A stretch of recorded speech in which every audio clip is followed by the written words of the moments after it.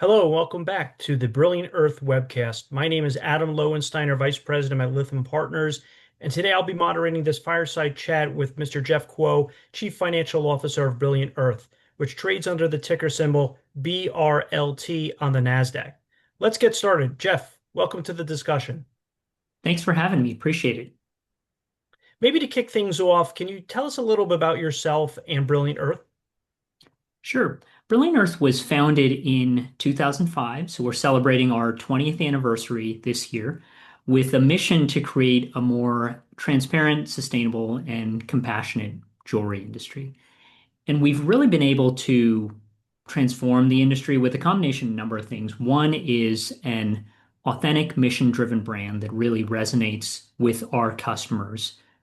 Beautifully designed, trend-leading proprietary products, seamless integrated omni-channel experience across our now 42 showrooms, as well as our digital platform, and an asset-light and data and technology-enabled business model. And this is all translated into our ability to profitably grow and gain share in the large and fragmented jewelry industry. And then in terms of my own background, I'm the CFO of Brilliant Earth, and I've been with the company since 2015. Recently reported economic data reveal a strong consumer. What is Brilliant Earth seeing in the current environment, and what type of consumer are you typically dealing with? So I'll answer your first question or the second question first. So our typical consumer is kind of in the 25 to 44-year-old age range with about 100,000 to 200,000 annual household income. We have customers that are shopping together as a couple, gift givers, as well as people that are purchasing for themselves.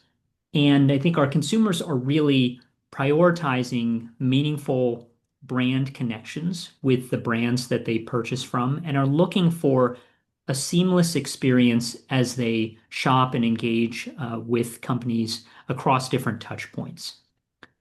In terms of a bit about the current environment and consumers, I think customers in our space do tend to shop with a budget in mind, and we offer a curated selection of products that help them meet their needs within that budget.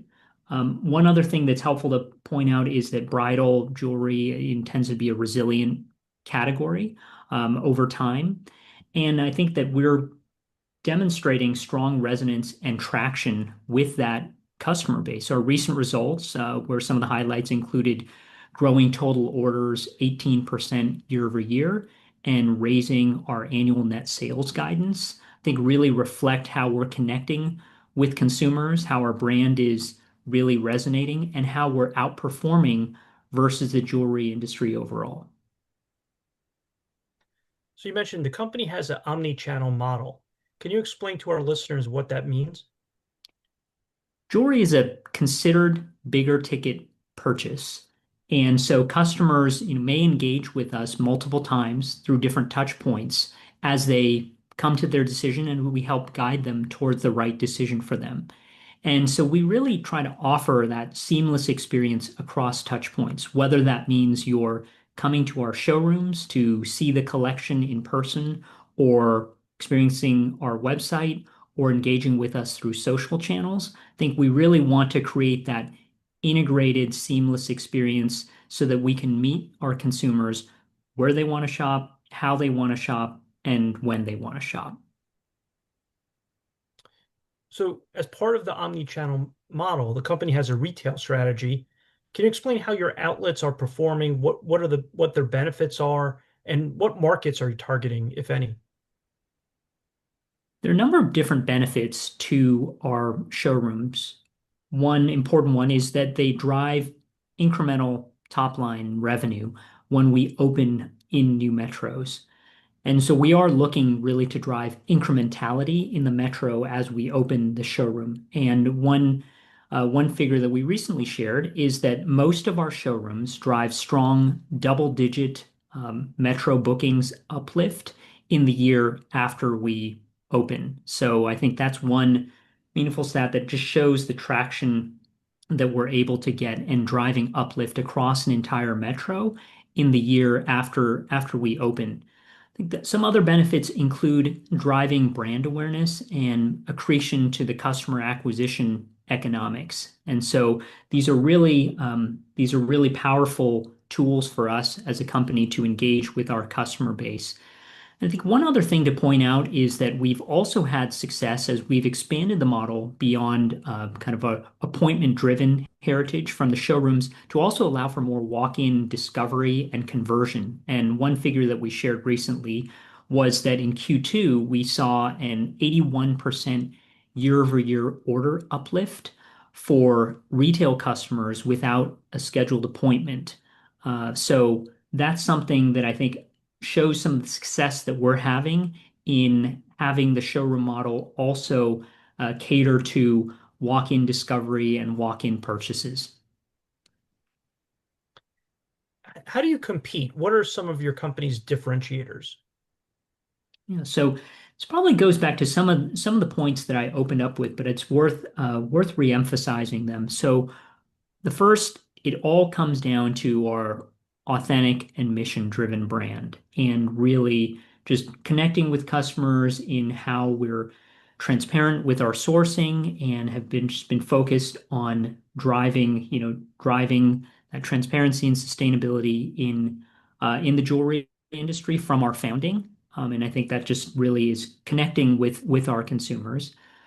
Another is just our products, which are proprietary, many of our proprietary to us, beautifully designed. We've won industry awards, and that could include, our collection includes just a variety of different really trend leading designs, ranging from things like our Jane Goodall collection, which we introduced last year, our Soul collection, to just everyday jewelry essentials. And we really offer a curated assortment across our product collection. And so that's another thing that we're really known for is just these beautifully designed trend leading products. Another is what I was just talking about, the seamless omni-channel experience across the physical showroom experience, the digital experience, or if you're engaging with us on the phone or in a chat, I think really providing that experience to meet consumers where they are. And then I think one other enabler that underpins everything else that we're doing is just a really strong data technology, AI-enabled model that allows us to improve the customer experience, capture operational efficiencies, and make smarter and faster decisions throughout the organization. How do consumers typically find Brilliant Earth? Are you able to obtain recurring purchases from your customers as well? Our customers find us through a variety of different ways. One is organically through our strong brand awareness, and this is amplified in moments that we've had, such as custom bolo tie that we made for Beyonce, Selena Gomez wearing one of our one-of-a-kind creations, which was a 20-carat diamond necklace from our Jane Goodall collection, or things like our first professional sports ambassador, Madison Keys. And so these are some of the moments that really build awareness and connection with our consumers and showcase our brand. Another way is through word of mouth from other customers or social media or other engagement with us. We also do run diversified ranges of marketing campaigns to continue to grow awareness of our brand, or they may discover us through coming to one of our showrooms or walking by one of our showrooms. So there's a variety of different ways that people come to get to know us. And regarding your question on repeat or recurring purchases, yeah, we have been able to drive repeat purchasers. One of our recent figures was we in Q2 drove 11% year-over-year growth in repeat orders in Q2. And I think things like the growth of our fine jewelry collection is a contributor that really allows us to touch more purchase occasions, including self-purchase with our consumers. And that's a contributor to the success that we're having in terms of driving repeat. With the emergence of lab-grown diamonds in recent years, Is that a tailwind for Brilliant Earth? How are consumers accepting lab-grown diamonds? So we've actually been selling natural and lab-grown diamonds alongside each other for more than a decade, and we were one of the first to do so at scale, and we've had a lot of success in doing so.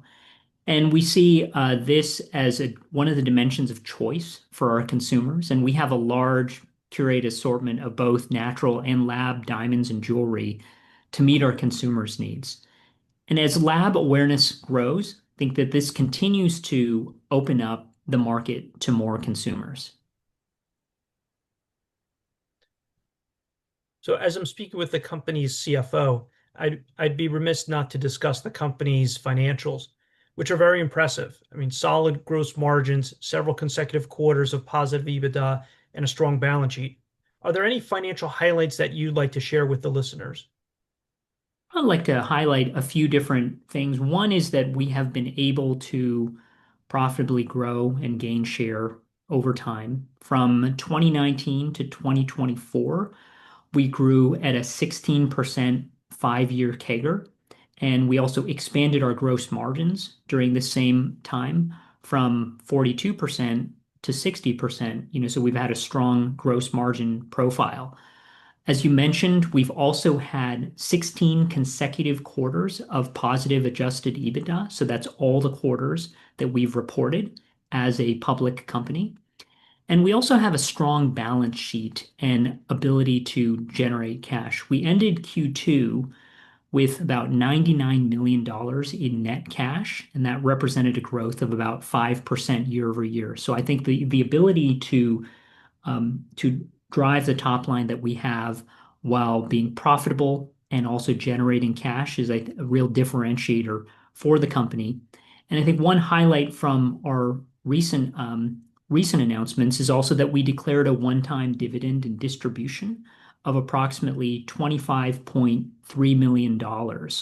And so that reflects our strong balance sheet, our cash generation capability, and also how we think about providing returns to our shareholders, both in the near and the longer term. And we're able to do this while still being able to make the right long-term investments in building the company, building the brand, and continuing to gain share in the large jewelry industry. Can you talk about seasonality in your business and how investors should look at that? So people do purchase from us throughout the year, and that includes holidays like Valentine's Day, Mother's Day, weddings and engagements that occur throughout the year. Q4 does tend to be seasonally our biggest quarter, including gifting and being the biggest quarter for fine jewelry. But we really do have many purchase occasions that occur throughout the year. Is there anything else you'd like to add before we conclude the discussion? Probably just like to go back and summarize some of the key strategic levers that have allowed us to be successful, including our premium brand, our differentiated business model that includes data-driven tech enablement throughout the organization to support strong and good decision making, a seamless omni-channel platform that really meets customers where they want to shop, how they want to shop, and when they want to shop, and an asset light structure. And I think these all support our ability to deliver profitability and achieve our strategic and financial objectives and grow and gain share in a variety of different environments. If listeners want to reach out to you, how can they do so? They can reach out to Colin Borland, who's our Vice President of Strategy, Business Development, and Investor Relations, and they can reach him at investorrelations@brilliantearth.com. Thank you, Jeff, and thank you for everyone for watching.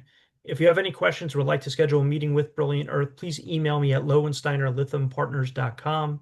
We have more presentations and fireside chats coming up next, so don't go anywhere yet. Thank you and have a great rest of your day.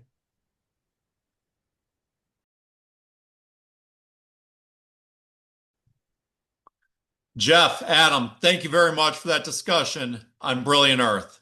All right, everyone.